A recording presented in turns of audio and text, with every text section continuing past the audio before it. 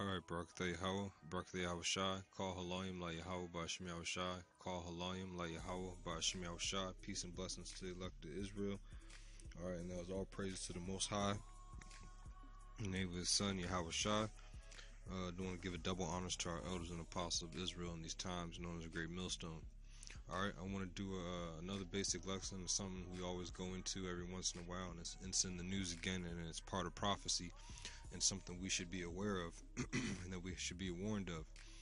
Alright, is the case of the UFO. This is an article that came out in the Boston Globe recently. The date here for it is January 16th, so this is last week. And it's entitled, "This former Navy pilot who once chased a UFO says we should take them seriously." Alright, and you can type this in Google and you can read the whole article for yourself, but there's points in this article that I want to bring out that relate to the scriptures and how it's relevant. Alright, remember, everything that's going on, we can filter through what was left to us. Alright, so I'm going to just read some of this. It says, David Fravor is a recognizable type. Let me scroll down.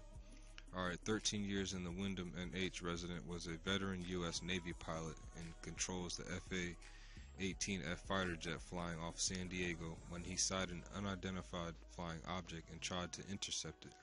And when you go to this article, you can see the video. Alright, you can see the video that was recorded. Alright, so he goes in and says, I want to join on it. I want to see how close I can get. He actually gets close because you can see in the video. And it says, Fravor 53 said, describing his thinking as he began the pursuit. Now, he goes into his pursuit, but I wanted to point out something that he said in here concerning, if there was ever an invasion. Alright, because look at the name of the article here. It says, we should take them seriously. Alright, because those objects, alright, are identifiable. Those are the chariots of Yashar Allah, chariots of Israel. Alright, now I'll start here. It says, when the two fighter jets got to the assigned location, they spotted a disturbance under the water. Fravor said he told him it looked like something the size of a Boeing 737 airplane was underneath, causing waves to break over it. Then we see this bright white object above the disturbance moving erratically back and forth, left and right, bouncing around like a ping pong ball, he said. And this is probably what they saw. Alright, something that looked like this. It looked like it was moving around erratically. Alright, Slovakia. Let me get that tab again. Let's see here. Give me 1 second. Alright. Pull this up because this ties in, alright, what he's experiencing that the scriptures speak about. Okay? So let me scroll down some more in this article here. Continue reading. And just bear with me here, and you can see the visual to the left, alright, of some examples, and the video on the bottom is actually a compilation of the top sightings in 2017, alright, because the Pentagon recently came out with a lot of video footage of the one I'm reading actually came out. Alright, now when you come down here, let me just find this portion of the article here.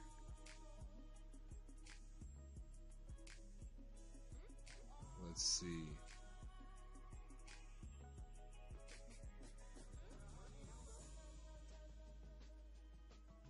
Okay, here we go.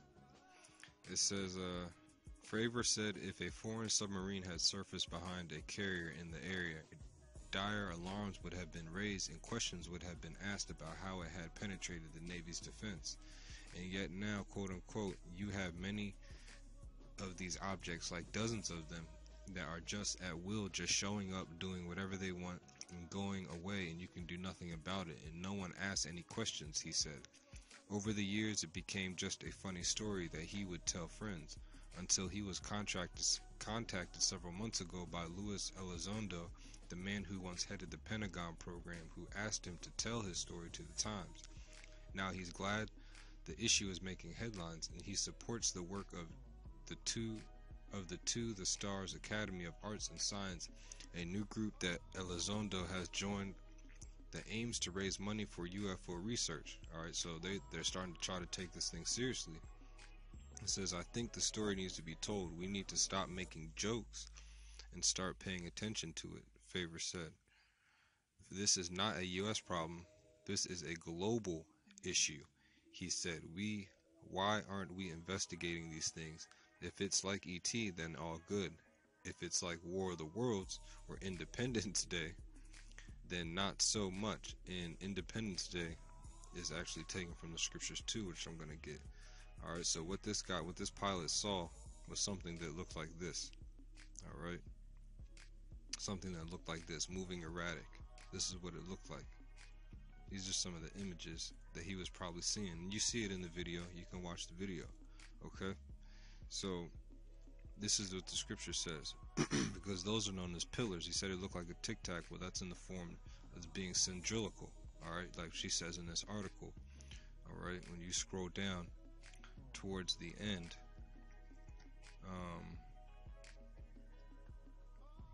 I think he said it was cylindrical or something to that effect. Basically, it was in a cylinder. Okay, it looked like it was in a cylinder shape. This is Exodus 13 and 21. And the Lord went forth by them in a pillar of a cloud to lead them by the way, and by night in a pillar of fire, and give them light to go by the day and night. And he took not away the pillar of the cloud by day, nor the pillar of fire by night, for before the people dealing with Israel, these pillars and these objects that the U.S. government and these other nations space programs are observing are the pillars of Yasha Allah, alright, of our nation, that have always been showing up. Alright, it's nothing to be a secret. Alright, really it was a secret, but it's been revealed to the prophets, and we're getting it back in this time, receiving this understanding of these things. Alright, when you look up the word pillar, it's Imwad, which means let's look at this. It says a pillar, a column.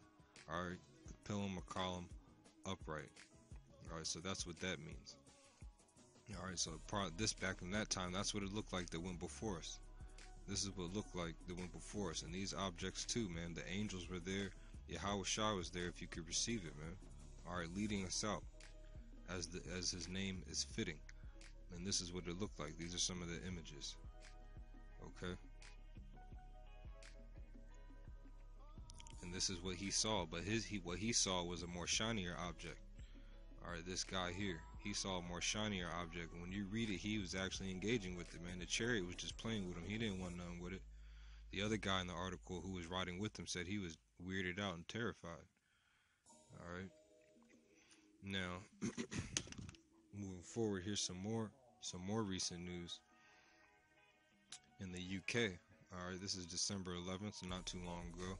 It says former UK defense official, military may not be adequately prepared for alien invasion. Alright, now you can go read this too, but I'm going to get to a point in here. Right at the top here, it says this coming Thursday, NASA is planning to announce a major discovery in their search for extraterrestrial life. As the looming press conference gins up speculation, one former official in the UK's Ministry of Defense is warning that England is ill prepared to defend itself against an alien invasion. An Independent Business Times reports, quote-unquote, UK government's former UFO investigator Nick Pope has warned the country to prepare for an alien war, which means a foreigner war, and this is what it's going to look like, man. Alright, you're going to see images of men that look like this coming back, alright, in vehicles like this. Warn the country, and according to Pope, United Kingdom will be compelled to ally with NATO and the US if war happens with the aliens. The report went on to say that the former Minister of Defense personnel also admitted that the United Kingdom will fail miserably if a war breaks out with advanced aliens. Alright, the chariots, man. Alright, you're no match with those spiritual beings and those entities, that power of Allahaya now, Yasha Allah, our power of Israel. He also added that the final resort of the country will be to embrace nuclear weapons, which will harm both the aliens and the humans, which that's not going to harm the chariots, alright? If they're traveling out there in space where it's highly radioactive, then what we have down here is nothing to be compared to it. Alright, they created the elements. Alright, so it's not going to harm them. Alright, so the point is, it says they're going to have to ally with NATO. Everybody's going to come together to try to fight these vehicles. Just like this guy was saying, alright? They're all going to have to come together. And it says this here, that Ezra, alright, the same Ezra that comes before Nehemiah, saw the same vision that John the Revelator saw. We're going to link them together. These prophecies, they saw the same thing, who the world calls Jesus Christ coming back. His name is YAHAWSHI, with the thousands of heaven, the chariots, alright, coming to deliver his people and also to destroy this land, alright, and various other parts of the earth, alright, because there's going to be a fight. That's what that war in heaven is. These jets, alright, these guys fighting the angels, alright, which they're going to fail miserably like you see in Independence Day, alright, except the angels are going to win. 2nd Ezra 13 and 5. I'm just going to read the point here, alright. It says, and after this I beheld, and lo, there was gathered together a multitude of men out of the number from the four winds of heaven, meaning the north, south, east, and west. Everybody who has forces to fight this mountain that came up out of the waters being the Shemayim, alright, the heavens, to subdue the man that came out of the sea. That sea is talking about the Shemayim, alright, the waters, the heavens that we can see. Okay. Now, that man being YAHAWSHI, that's who this vision is about. This whole chapter in 2nd Ezra 13, that's why the Apocrypha is so powerful, and they took it out of the scriptures, because it talks about in depth of how and what the description of what the Lord is going to look like and what's going to happen when he comes back. Alright, now to match it up, this is Revelation 17, dealing with the EU and NATO, alright, that extension of the Roman Empire. In verse Romans 17 and 14, I'll start at 13. It says, these have one mind and shall give their power and strength unto the beast, alright, representing the EU and NATO. Because they're the ones that they come together, alright, those countries, NATO is the fighting force for the EU, alright. These shall make war with the Lamb, and the Lamb, alright, the Lamb being YAHAWSHI, the sacrificial lamb for the nation of Israel, alright. So we don't have to go offer burnt offerings with animals anymore. He was that sacrifice, alright. So he's that lamb. That's basic. These shall make war with the Lamb, and the Lamb shall overcome them. For he is Lord of lords and King of kings, and they that are with him, alright, that's the elect, alright, called and chosen and faithful. That's talking about the 12,000 of each tribe that you read about in Revelation, the 7th chapter, and the 1/3 of the nation of Israel in Zechariah, the 13th chapter. Okay? This is Matthew 24 and 21. It says, for then shall be great tribulation, such as was not from since the beginning of this world to this time, to no ever shall be. He was saying the same thing as Daniel in Daniel 12 and 1. And at that time shall Michael, alright, one of the angels traveling in these vehicles, coming back looking like this, alright, not how they demonize the UFOs like this picture they have here in the corner, alright. It's gonna come back, Michael's gonna come back looking something like this. Michael shall stand up, the great prince, which standeth for the children of the people, children of Israel, the Negroes, Latinos, Native Americans, and those of the confused faces whose spirit knows that this is the truth. And there shall be a time of trouble, such as never was since there was a nation, even to that same time. Alright, see, such as was not since the beginning of the world up to this time. This is talking about the same exact thing. But see here it says what? And at that time thy people shall be delivered, every one that shall be found written in the book. And when you go back to Matthew, that's what YAHAWSHI was saying. It said, except those days should be shortened, there should no flesh be saved. For the elect's sake, those days shall be shortened. Right, because these chariots are going to come get us. Alright, and these days are being sped up. Alright, now when you jump down, it says, verse 29, immediately after the tribulation of those days shall the sun be darkened, and the moon shall not give her light, and the stars shall fall from heaven, and the powers of the heaven shall be shaken. That's that nuclear fire, alright, because they're talking about shooting nukes, man. That's what the UK and the US are talking about doing as a last resort, is shooting nukes. It says, and the powers of heaven shall be shaken, and there shall appear the sign of the Son of Man in heaven. And then shall all the tribes of earth mourn, and they shall see the Son of Man coming in the clouds of heaven with power and great glory. And he shall send his angels. Alright, remember, Michael, at this same time, the angels are fighting for us, man. Michael's out there fighting in the heavens against these guys. Alright, against guys like this. And the former Navy, or the current Navy pilots, who says we should take him seriously. Alright, you're going to lose against Mayaka Allah. Alright, that's how you say his name in the Hebrew. The great sound of trumpet, and they shall gather together his elect from the four winds. Alright, because all these nations, where all these planes and stuff are going to come from. Alright, where it says they gather a multitude of men out of the whole winds of heaven. Alright, there's Israelites all in these places. That's the Revelation 7 and 9 is talking about. Alright, you saw all those different kindreds and different tongues, people coming out of different tongues and nations. Alright, that's talking about who's faithful and true in Revelation 17. Alright, and 14. Let me just get that real quick.